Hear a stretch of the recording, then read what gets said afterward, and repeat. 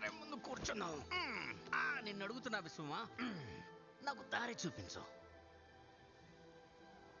మనశ్శాంతి, మనశ్శాంతి, మనశ్శాంతి. మసాలా వడ, మసాలా దోశ, కొబ్బరి చట్నీ. కొబ్బరి చట్నీతో తింటే భలేగా ఉంటుంది. మనశ్శాంతి, మనశ్శాంతి. ఇది నా వల్ల అయ్యేలా కనిపించట్లేదు. నువ్వు నీ శ్వాస మీద ధ్యాస పెడితే బాగుంటుంది. ప్రయత్నిస్తున్నా, కానీ నువ్వు ఇలా నాతో మాట్లాడితే ఇంకా కష్టం అవుతుంది. నిజం చెప్పాలంటే ఇప్పుడు నువ్వు నీతోనే మాట్లాడుకుంటున్నావు. ఆలోచించు ఒకసారి. మీరిద్దరు కాస్త నిశ్శబ్దంగా ఉంటారా? నేను ఇక్కడ ధ్యానం చేసుకోవాలనుకుంటున్నా. నేను పో మనస్సాక్షిని మధ్యలో నువ్వెవరు? నేను పోకి మరో మనస్సాక్షినిలే. అసలు ఇక్కడ ఎన్ని మనస్సాక్షి గొంతులు ఉన్నాయి నువ్వు తెలుసుకోవాల్సిన అవసరం పుడుతుంది. నాకు కుంఫు అంటే అసలు నేను ఏమైపోతున్నాను? విశ్వంలో కేవలం మనం మాత్రమే కదా.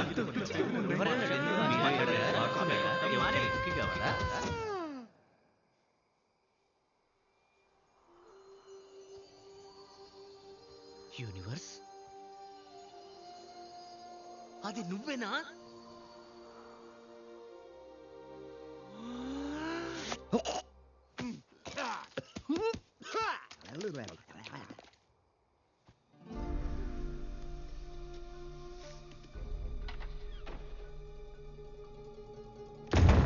అపరిచితుడా, జాగ్రత్తగా విను. డ్రాగన్ యోధుడు ఇక్కడ ఉన్నాడు. న్యాయం చేయటమే నా పని. నువ్విక్కడే ఉన్నావని నాకు తెలుసు. నిన్ను కనిపెట్టడానికి నాకు 2 క్షణాలు చాలు.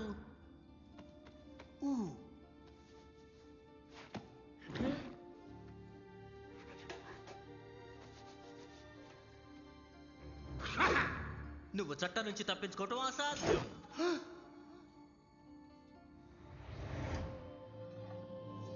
అది డెంగ్వా ఖడ్గం. నీకు మంచి అభిరుచి ఉంది, నిన్ను అభినందిస్తున్నాను. కానీ అది మాత్రం నీకు తిరిగి వెళ్ళను. దాన్ని తిరిగి చేసే. కావాలంటే తీసుకో.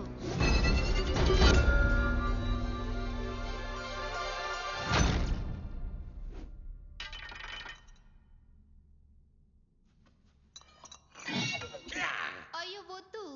ముసలాళ్ళ చేతికర్ర పట్టుకున్నావు, దాంతో ఏంటి నన్ను చంపుతావా? సరదాగా పట్టుకొని తిరిగే కర్ర కాదు ఇది.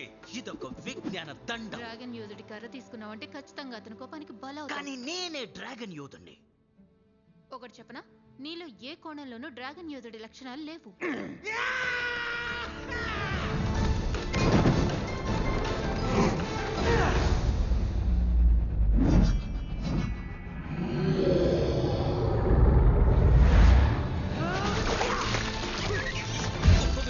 మురికి మార్చడానికి ఎంత ధైర్యం?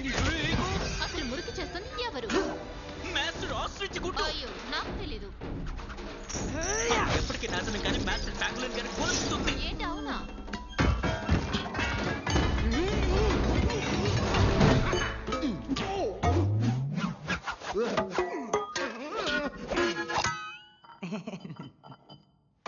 అది రహస్య వీరుల యొక్క కలశం. దాన్ని ఇప్పటికీ నేను పగలగొట్టాను 2 సార్లు. ఆత్మల కలిసి ఇక్కడ ఉంచాల్సిన అవసరం ఏంటి? నాకు అస్సలు నచ్చలేదు. నీకేమి ఇబ్బంది లేదు కదా బోండో? అలసిపోయినట్టు కనిపిస్తున్నావు. ఎనర్జిక్ ఎక్స్ప్రెషన్ మాస్టర్ చిప్మంక్ యుద్ధంలో పడిన హ్యామర్. నువ్వు మూల్యం చెల్లించాలి. హలో,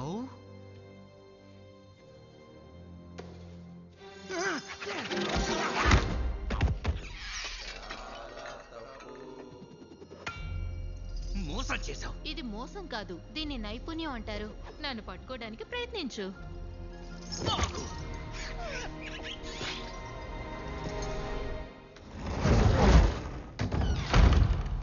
నేను ఇప్పుడే ఇక్కడే పట్టుకుంటా.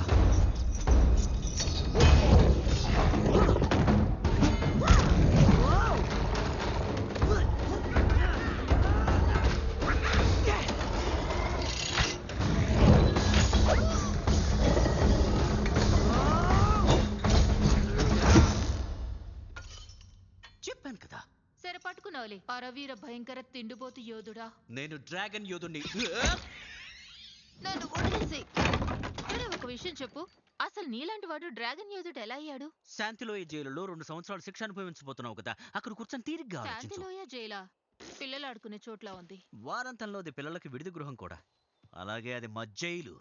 అదిగో అక్కడున్నాడు డ్రాగన్ యోధుడు తైలాంగ్ తిరిగి వచ్చాడు. తైలాంగ్ తిరిగి వచ్చాడా? మన ఇనుము మొత్తం కావాలని హెచ్చరించాడు. మన క్వారీ కూడా నాశనం చేశాడు. తైలాంగ్ ఆత్మల ప్రపంచంలో కదా ఉండాలి. కానీ తిరిగి వచ్చాడు. శాంతిలోయ మొత్తం తన స్వాధీనం అయ్యేంత వరకు ఈ దాడులు ఆపను అన్నాడు. డ్రాగన్ యోధుడు తన ముందు తల వంచాలి అంటున్నాడు. ప్లీజ్, ఇప్పుడు మీరే ఏదో ఒకటి చేయాలి. రహస్యాన్ని ఛేదించే ప్రయాణంలో నాతో పాటు చాలా మంది ఉన్నట్టున్నారు. పెద్దవాళ్ళ మాట గుర్తు తెచ్చుకో. ప్రతి అడుగు కూడా ఒక గుర్తును వదులుతుంది.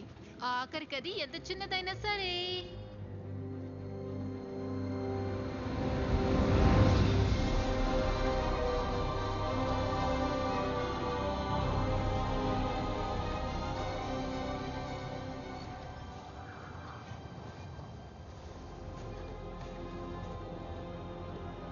ప్రతి అడుగు ఒక గుర్తును వదులుతుంది. అది ఎంత చిన్నదైనా సరే.